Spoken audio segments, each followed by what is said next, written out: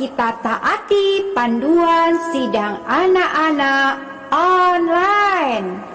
Berpakaian rapi dan sopan. Ikuti kakak gembala. Sungguh-sungguh berdoa. Sungguh-sungguh menyanyi. Dan mendengarkan firman Tuhan. Tidak melakukan Makan, main handphone, tiduran dan lain-lain. Tuhan Yesus memberkati. Amin. Halo adik-adik, selamat pagi. Jumpa lagi di dalam sidang anak-anak online. Sebelum kita mendengarkan firman Tuhan, kita berdoa dulu ya. Tuhan Yesus, terima kasih Tuhan untuk pagi yang indah ini. Tuhan Yesus, kami datang mau mendengarkan firman-Mu. Berkati firman yang kami dengarkan Tuhan, agar bisa tertanam di dalam hati kami. Terima kasih Tuhan, amin. Nah adik-adik, judul cerita kakak hari ini adalah Tuhan melihat hati dan menyertai orang pilihannya. Kakak mau bertanya adik-adik, apakah kalian pernah duduk berhadapan dengan teman kalian atau dengan seseorang? Apa yang kalian lihat saat memandang orang itu? Apakah pakaiannya, atau kacamatanya, atau warna rambutnya? Pentingkah semua itu bagi kalian adik-adik? Menurut kamu, bagaimana Tuhan melihat kamu?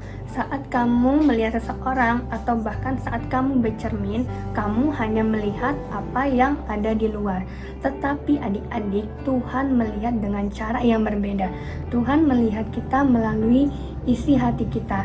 Dia tahu betul apa yang ada di dalam isi hati kita. Nah, di dalam 1 Samuel 16 ayat 7, Tuhan berkata, "Tetapi berfirmanlah Tuhan kepada Samuel, janganlah pandang parasnya atau perawakan yang tinggi, sebab aku telah menolaknya, bukan yang dilihat manusia atau yang dilihat Allah. Manusia melihat apa yang di mata, tetapi Tuhan melihat hati."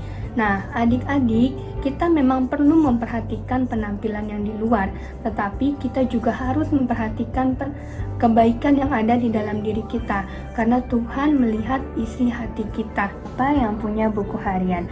Biasanya anak perempuan punya, tetapi banyak juga anak laki-laki yang memiliki buku harian. Di dalam buku harian, orang biasanya menulis bagaimana perasaan mereka. Ada perasaan senang, ada perasaan sedih, ada perasaan marah. Semuanya diungkapkan di dalam buku harian. Pernahkah adik-adik kalian berpikir bagaimana jika Raja Saul dan Daud menulis buku harian? Kira-kira apa ya isi buku harian mereka?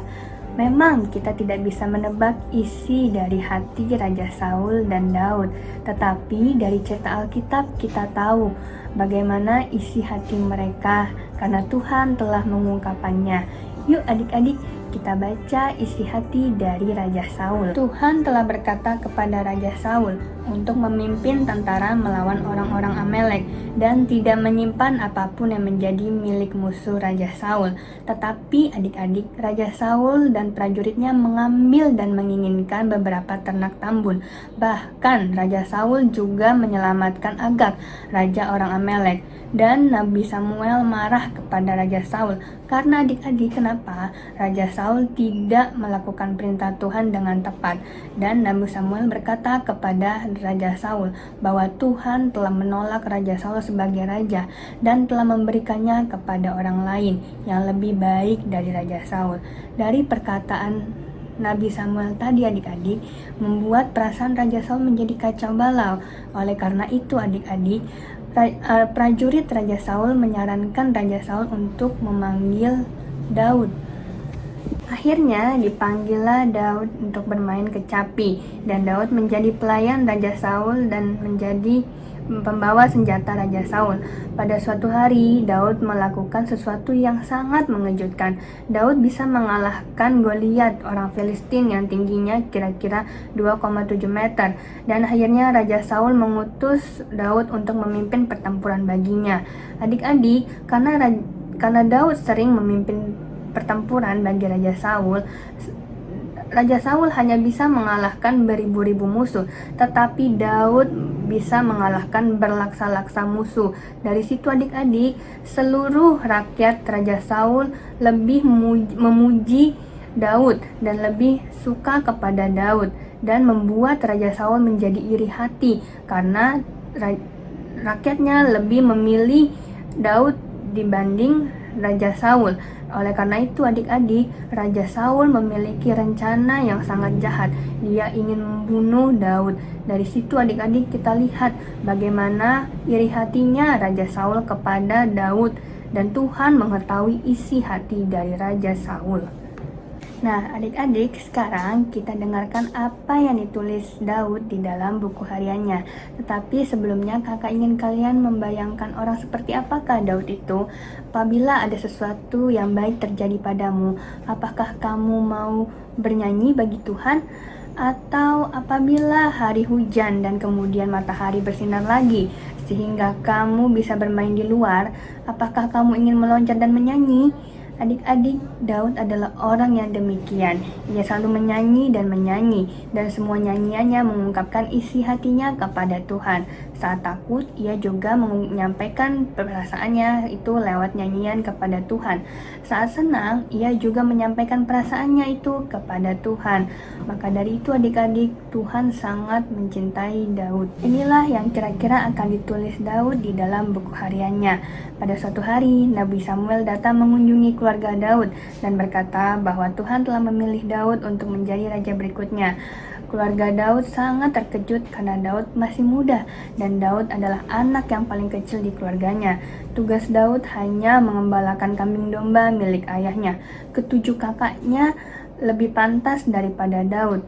Tuhan tahu apa yang ada di dalam hati Daud, adik-adik. Tuhan tahu bahwa Daud mengasihi Tuhan dan dia akan menaatinya. Tuhan tahu betapa Daud sangat mengasihi dan menaati setiap perintah Tuhan. Daud bukan hanya elok parasnya, tetapi juga elok hatinya. Ketika Samuel ke rumah Isai, ayah Daud, beliau belum tahu siapa yang akan Tuhan pilih untuk diurapi sebagai raja. Begitu melihat Eliab, kakak sulung Daud, Samuel menyangka pastilah ia yang akan diurapi Tuhan karena parasnya bagus dan perawakannya tinggi. Namun adik-adik, Tuhan menolaknya. Satu persatu kakak-kakak Daud yang cakap dan gagah perkasa lewat di depan Samuel, tetapi tidak seorang pun yang dipilih Tuhan. Daud seorang yang tidak diperhitungkan di keluarga itu, bahkan ayahnya saja tidak memanggilnya untuk pulang karena menurut mereka Daud hanyalah anak kecil yang cuma bisa menjaga kambing domba. Namun justru apa yang tidak dipilih manusia dipilih Tuhan, karena Tuhan melihat hati. Mari kita berdoa adik-adik. Tuhan Yesus, terima kasih Tuhan atas firman pagi hari ini. Tuhan, biarlah kami bisa memiliki hati seperti Daud, hati yang terus datang kepada Tuhan, mengasihi firman Tuhan, dan menaati firman Tuhan. Terima kasih Tuhan, biar Engkau yang menjaga hari-hari kami, biar kami bisa terus datang kepadamu. Terima kasih Tuhan, amin. Adik-adik, hafal ayat minggu ini adalah Yesaya 29 ayat 15. Celakalah orang yang menyembunyikan dalam-dalam rancangannya terhadap Tuhan, yang pekerjaannya terjadi dalam gelap sambil berkata, siapakah yang melihat kita dan siapakah yang mengenal kita? Amin.